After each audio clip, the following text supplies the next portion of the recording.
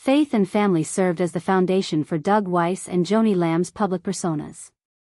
However, Lisa Weiss's revelations that no one was prepared to hear simply devastated everything. Fans were left with disbelief and seeking answers as rumors suddenly turned into the unquestionable truth. What did Lisa divulge that Joni and Doug struggled to conceal? Everything breaks down at this point, and after you. You can't unheard it once you hear it. Keep an eye out before it's removed. Lisa Weiss was the unsung hero of Doug Weiss's expanding platform for more than 30 years. Lisa stayed at home to raise their kids, take care of the house, and support Doug's purpose while he traveled to give speeches about marriage and commitment. To the outside world, they seemed as the ideal Christian couple, bound together in purpose and ministry. In private, however, Lisa felt less like a partner and more like a shadow. Doug was always writing books, answering phones, and getting ready for the next meeting. Lisa would wait for him to get home in the hopes of a friendly exchange or even just a "I see you" glance, but he frequently arrived exhausted, preoccupied, and emotionally detached at home. He is still thinking about the upcoming meeting or occasion. At dinner, Lisa would sit across from him and feel lonely as he planned his next move or browsed through his phone. Even while loneliness was extremely painful, it wasn't the only thing that was difficult. It was witnessing the man she loved perform in front of thousands of people. While she felt invisible in her own home, they learned how to love their wives and keep their marriages intact. She would hear Doug talk about fighting for your marriage and cherishing your spouse, and she would question why such words had not reached their own dining room table. Lisa persuaded herself to have patience for years. It was only a hectic season, she reminded herself, and eventually they would reunite, and Doug would see her once again. She prayed with the hope that God would mend the rift in their marriage. In the hopes that her sacrifices would one day be significant, she remained silent in order to preserve Doug's reputation and the ministry they had established together. However, the distance between them simply widened throughout the years. Lisa saw that she was deteriorating, losing the aspects of herself that felt brilliant and alive once. In addition to losing her spouse, she was also losing herself. Lisa felt invisible and ignored every time she attempted to express her thoughts because Doug would nod, make a commitment to improve, and then go on to the next duty. She wasn't broken by one major altercation. It was the gradual deterioration of existence every day. Unheard and unseen. It was the innumerable silent dinners, the vacant church seat next to her, and the lonely evenings spent praying for a husband who was there in person but emotionally absent. Lisa's entire universe shrank. She set aside her goals in order to maintain the appearance of a solid ministry family. Something changed inside Lisa in 2024. She came to the realization that silence was no longer an option, presenting a false narrative. Her courage to tell her tale came from a place of truth and liberation rather than resentment. She talked quietly but forcefully, explaining how she had been living in secret for years and advocating for a monogamous marriage while Doug gave sermons on commitment. By reminding them that their value is determined by the fortitude to speak up rather than by how quietly they can put up with it, Lisa's voice became a lifeline for other women who felt isolated in their relationships. She demonstrated that it's never too late to take back your voice and take center stage in your own narrative, even after years of being marginalized. Lisa's wordless battle found a voice, and in narrating her truth, she started to rediscover herself. From an external perspective, Doug and Lisa Weiss appeared to be the ideal Christian marriage. Doug was a well-respected marriage counselor who taught people about faithfulness and how to keep their marriages intact by giving speeches on stage, writing books, and appearing on Christian television. In the background, Lisa was the helpful wife, bringing up their kids, running their household, and supporting him while he established a platform and spoke about devotion and loyalty. However, beneath the meticulously manicured facade, Lisa was leading a traumatic life that contrasted with the impression Doug conveyed to the world. Lisa sat by herself at home, waiting for Doug to look her in the eyes while he advised other men to value their wives, fight for their marriages, and prioritize their spouses, and return to visit her. She was the woman who prepared dinner for a man who hardly paid attention to her, cleaned up after silent family dinners, and prayed for a connection that never materialized while lying awake at night. Doug's life consisted of frequent travel, counseling sessions, and ministry visits. Lisa repeatedly reminded herself that the sacrifices were worthwhile, that it was all for God, and hoped he would eventually calm down and think back on their previous ambitions together. The hectic seasons, however, continued. Doug's phone continued to ring. The times Lisa believed he might return seemed to be dwindling as his calendar continued to fill up. Lisa told him her solo. The time Lisa spent wishing he was back seemed to be ebbing away. What caused the discomfort? Even harder for Lisa was seeing their private lives fall apart while Doug's public reputation grew. She felt abandoned in the very marriage that Doug claimed to defend, but she would sit in church listening to him talk about pursuing your spouse and never giving up on your marriage. He would return home too exhausted to even inquire about her day, and she would watch him smile on TV as he urged couples to fight for one another and seek treatment. Doug wasn't obviously cruel. He was neither shouting or rushing from the house. Rather, he was physically present but emotionally absent, giving Lisa fleeting nods and tiny grins that lacked meaning. Even though Lisa felt like a ghost in her own life, she was living in a house where she felt invisible and putting the reputation of a man she loved before her own needs. The betrayal in public didn't arrive with a single, loud moment. It appeared in the little things that accumulated over many years. The missed calls, the unanswered requests for communication, and the ongoing preference for Doug's ministry over their marriage. Knowing that the man on stage wasn't living up to his words at home, Lisa was often irritated by Doug's hypocritical remarks on how to love. After Doug and Lisa's marriage dissolved, everything changed. Within months of the divorce papers being signed, Doug moved on and married well-known Christian TV anchor Joni to the world. With happy pictures, social media posts about God's timing, and Christian leaders congratulating them on their union, it was a startling but joyous occasion. Lovely testimony. However, Lisa felt that the remarriage was a profound betrayal that went against everything she had ever held dear.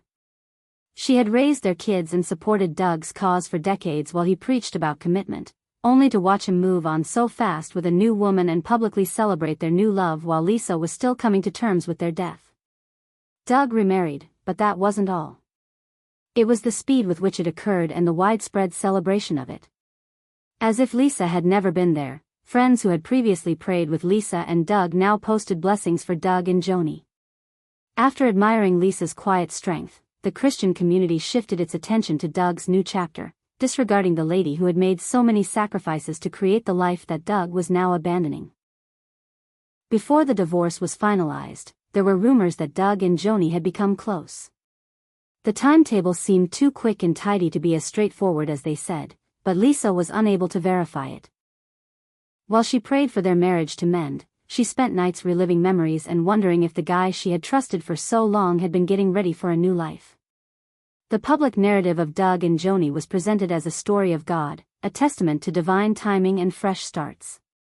The fact that a grin on camera and a caption about God's faithfulness could instantly replace all Lisa had given and believed in, however, was a wake-up call for her. Lisa felt as though her tale had been obliterated. As she was forced to explain to her children why their father had abruptly entered a new marriage, why the family they had known had vanished, and why it looked like no one was concerned about their suffering, she came across pictures of Doug and Joni grinning together. She made an effort to shelter her kids from the harm, but the betrayal was too obvious to overlook. The hypocrisy of it all was what wounded Lisa the most. Doug had spent years advising people to uphold their vows, be faithful, and fight for their relationships. However, he had already moved on, rejoicing in a new love, while Lisa was left to deal with the emotional fallout. Lisa felt abandoned and forgotten in a fiction she had helped create since the man who advocated loyalty hadn't stood up for his own marriage. During the peaceful times, Lisa came to the realization that she was not defined by Doug's decisions. The years of love and loyalty she had given him were not erased by his public betrayal or the hypocrisy of his acts. Even though it was terrible, Lisa's remarriage marked a turning point in her life and forced her to recover her narrative and find her own voice. As Joni and Doug kept constructing their public persona, Lisa started to reconstruct herself in private, learning that there is room for recovery and fresh starts even in cases of betrayal. She discovered that the betrayal that seemed to shatter her was also the source of her strength, demonstrating to her that her value was never dependent on a man's favor or the reinforcement of her public persona. Ultimately, Doug's duplicity and public. Lisa's future was not defined by treachery. Rather, it demonstrated her fortitude, her faith, and her capacity to rise despite efforts by others to muffle her voice. Doug and Lisa Weiss were the ideal Christian marriage in the eyes of the world. Speaking on TV and on stages about faithfulness, loyalty, and defending your marriage, Doug was the marriage counselor with all the right words. As he discussed strategies for mending and creating solid marriages, people took notes and looked up to him. He was seen as a leader with authority and insight, the one with the answers. Standing in the backdrop of pictures and events, Lisa was Doug's silent, cheerful wife who supported his goal while taking care of their kids and running the household. They were viewed by others as the epitome of what a godly marriage ought to be. Seem like a ministry pair, a team, practicing what they taught. However, beneath the meticulously manicured public persona, Lisa was leading a lonely and silently painful life. Lisa sat at home waiting for Doug to visit her again as he lectured couples about connection and intimacy. She was preparing food for them. Hardly shared, waiting for Doug to come home so they could have a genuine chat while he was on the phone with customers and folding laundry. However, those times were infrequent. Doug's life was constantly hectic with speaking engagements, book deadlines, and travel. Lisa felt as though she was no longer a part of the mission he was on for God. While she sat by herself, wondering why those words didn't seem to apply in their own homes, she would watch him on TV, imploring husbands to love and value their spouses, to pursue them, to cherish them. People would approach Lisa at church and tell her how fortunate she was to have a spouse like Doug. They would commend his teachings and his commitment, and Lisa would respond with a kind smile and a nod. Weeping. Because nobody was aware that she was gradually deteriorating and losing her presence in her personal marriage behind the public persona. Even while loneliness was a burden Lisa had to bear every day, it wasn't the only thing that was difficult. It was the perplexity of cohabitating with a man who could speak so impassionedly about commitment and love while ignoring the suffering in his own household. Doug wasn't mean. He wasn't shouting at her or physically abusing her. Rather, he was nowhere to be found, confined to a world that did not accommodate the woman who had supported him for decades. Although they lived together, Lisa felt isolated. Even when they were eating together, Doug's thoughts were elsewhere, already organizing his next conversation or vacation. Lisa would make an effort to express her feelings and the widening gap between them.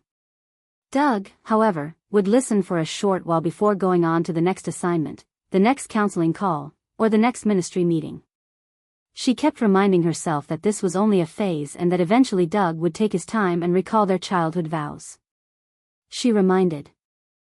She spoke of their dreams together, their late nights spent together, their future ministry plans, their discussions about starting a family, and their teamwork in serving God. However, the dreams gave way to emotional detachment and quiet. Lisa made an effort to maintain her faith, thinking that Doug would see her again if she would just persevere, pray enough, and serve enough. She sent him notes, organized date evenings, and made an effort to bring up discussions on their marriage. However, Doug was often too preoccupied, too exhausted, or too preoccupied. He would accept the dates, but while he was eating dinner, he would check his phone. When she spoke, he would nod, but he would not interact because his thoughts were already elsewhere. When Doug kept talking about marriage on TV and in churches while ignoring the problems, the hurt got worse. That were destroying his own house. Lisa would watch him smile as he urged people to cherish one another, never give up, and fight for their marriages. She also experienced the piercing pain of betrayal, not from an affair, but rather from a man's inability to live up to the ideals he advocated. It wasn't a loud, explosive moment when the marriage dissolved. It was the gradual, silent disintegration of years of hiding. And unprecedented, of Doug repeatedly prioritizing his goal over their marriage, of Lisa attempting to establish a bond that never materialized. The public remarriage to Joni followed. Lisa felt as like she was having trouble breathing since it happened so fast. Doug was standing next to another woman, grinning for cameras, just months after the divorce papers were signed. Using social media to share their God story. It was a lovely testament to fresh starts for the world. However, Lisa felt that all she had given up to assist Doug in creating his platform had been betrayed. The same Christian circles that had once praised her quiet faithfulness now congratulated and praised Doug and Joni as Lisa watched them post happy pictures.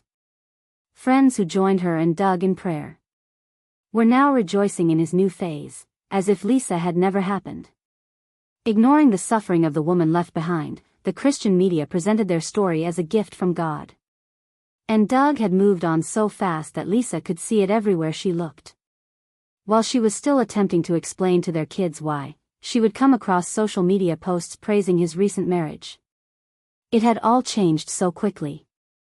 While they were still mourning the family they had known, her children were old enough to comprehend what was going on, read the headlines, and understand the confusion of seeing their father begin a new life. For Lisa, losing Doug wasn't the only betrayal. The betrayal of the narrative they had co-created, the vows they had made to God and the dreams they had shared. It was the anguish of witnessing a guy who had advised others to defend their marriages leave his own and enter a new one without turning around. Lisa felt as though the world had moved on without her and didn't notice her suffering. Celebrating a story that gave her the impression that she was unimportant. She asked herself whether she was deserving of the affection she had hoped for, whether she had failed, or whether she had done anything wrong. Lisa started to regain her strength in the silence. She began to realize that Doug's public persona did not determine her value and that the love and loyalty she had shown him for so many years was not erased by his subsequent actions. She understood that although she was rebuilding her life with quiet strength, while Doug was living in the spotlight and creating a new image. Doug and Joni's public persona was a polished narrative for the world. However, Lisa's personal sorrow served as a reminder that there might be silent suffering hidden beneath every picture-perfect existence. She discovered the significance of her narrative, the worth of her loyalty, and the fact that even when others failed to notice her, she would be able to see herself and rediscover her value. Lisa's path through the suffering demonstrated to her that she could overcome treachery, find hope after loss, and realize that her voice still mattered despite the silence. She had changed from being the unseen spouse in the backdrop of someone else's narrative. She was a lady taking back her own life. One silent step at a time, making the decision to live honorably and bravely even when no one else was looking. Lisa Weiss was sitting alone herself in a silent house, staring at the walls that used to feel warm but now felt empty after everything had fallen apart. The cacophony of Doug's public existence. She felt as though there were loud echoes all around her from the Christian circle's adulation and the pictures of him grinning with Joni Lamb, making her realize how fast things had changed. Lisa had been the lady in the background for so long, keeping her family together while Doug took center stage and preaching to others about commitment and devotion. Now that Doug had moved on and been married again, Lisa felt as though she had been forgotten. The ministry she had backed, the life she had contributed to creating, and it appeared that her family moved on without her. As if Lisa had never existed, many who had previously lauded her as the strong wife behind the scenes were suddenly admiring Doug and Joni. The pain was intense, not only because of the betrayal but also because of how widely known it was. As the world rejoiced in Doug's fresh start, she was left to mourn alone. Initially, Lisa was unsure on how to proceed. It was difficult to get out of bed because of the loneliness and the weight of the betrayal. On her phone, she would read posts praising Doug's recent marriage with remarks that referred to it as a God story. She felt invisible as she was left with questions, suffering, and the quiet of a house that no longer seemed like home, just like her years of devotion and selflessness were no longer important. However, something inside Lisa started to change during that silence. She understood that her value was not determined by Doug's decisions. She realized that she still had a life to live while Joni and Doug were establishing their public personas. A future that might only belong to her, molded by her decisions and her recovery, but by other people's deeds. Piece by piece, in little moments that returned her to herself, she began to recover her voice. In order to breathe in the fresh air and allow herself to feel the discomfort instead of avoiding it, Lisa started going for morning walks. She began keeping a notebook, recording the hurt, bewilderment, and rage she had suppressed for so long. She had kept quiet for years, thinking it was the correct thing to do in order to preserve Doug's reputation and their ministry. She now understood, however, that she had paid too much for her silence. She began to recall her identity prior to the suffering, betrayal, and becoming invisible in her own life. She was a mother who cherished her kids and a lady with goals. Profoundly, and a person deserving of recognition and appreciation. She started to pray, not just for her marriage to return to how it had been, but also for the bravery to face a future that was solely hers, the strength to reconstruct her own life, and the mending of her heart. It wasn't simple. On certain days, the pain washed over her in waves, making it difficult for her to breathe. She would cry on nights when the loneliness was too much to bear and ask God why things had happened the way they had. But Lisa discovered a new type of strength every day. The realization that you have survived what you believed would shatter you gives you strength. Additionally, Lisa took solace in relating to other women who had followed comparable routes. She joined a support group where she could talk about her experience without fear of criticism and where other women could relate to the intense hurt of betrayal and the difficulty of rebuilding oneself after suffering significant losses. Lisa felt noticed for the first time in a long time. She was more than just the ex-wife of Doug Weiss. Lisa was a woman with a tale, with fortitude, and with a future worth defending. Lisa started talking about her experience when she regained her voice. She was motivated by a desire to support other women who were going through similar quiet suffering as she had, not by retaliation or bitterness. She wanted them to understand that their suffering was genuine, that they weren't alone, and that their value wasn't based on the acts of another individual. She told her tale openly and honestly, letting others know that while it's normal to feel damaged, healing is also possible. Lisa, who had battled with setting limits during her marriage, learned to do so. She came to see that preserving her mental well-being and tranquility was not selfish, rather, it was essential to her recovery. She stopped feeling accountable for upholding the appearance of someone else's life and instead concentrated on creating a purposeful, graceful life for herself. She also discovered delight in the little things once more. Preparing a supper for herself leisurely. Spending time with her kids and being totally present while laughing weight-free while sitting outside to see the sunrise. Of despair or dread impeding her. These experiences served as the foundation for her new existence. Lisa learned that even in the midst of pain, there was hope. That she could write a new story in which she was the protagonist rather than only a supporting character. It wasn't about forgetting the past on Lac's path to reclaiming her voice and future, but about choose to take lessons from it. She acknowledged that although what had happened was a part of her life, it did not have to determine how she would live in the future. She was able to mourn what she had lost while continuing to move on, accepting the courage and insight she had acquired during her suffering. She also offered herself forgiveness for her prolonged silence. For decades, she felt that she was being faithful by keeping quiet and that she was doing the right thing by preserving Doug's reputation. Now, however, she realized that loyalty to herself was equally crucial. And she was honoring herself and the path she had traveled by telling the truth. Lisa's tale turned into one of silent bravery, serving as a lesson that even when life throws your plans into a loop, it doesn't need to break you. Reclaiming your voice doesn't have to be big or dramatic, she discovered.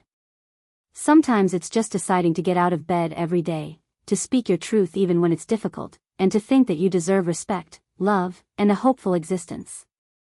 Lisa became a light for those who felt lost in their suffering by taking back her voice and her future. Her story demonstrated that even when the past feels burdensome, there is hope for the future, that healing is possible, and that your value is independent of other people's decisions. Everyone in attendance was reminded by her that even in the most your voice counts in these situations, and you still have the future too.